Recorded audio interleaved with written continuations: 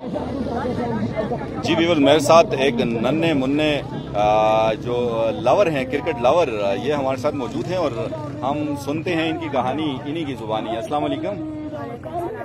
क्या नाम है आपका? प्यारा सा नाम क्या है? आलीशान। आलीशान, आपके पापा का नाम क्या है? हनीफ खान। कहाँ से आए हैं आप? उगी कौन से गांव से? डेरान से। आप डेरान से यहाँ दरबंद क्यों आए बच्चे?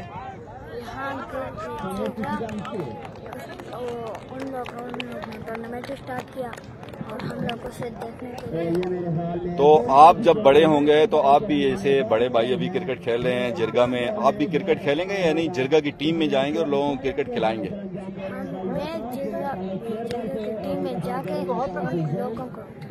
तो आप खुद भी क्रिकेट खेलते हैं अपने छोटे छोटे दोस्तों के साथ?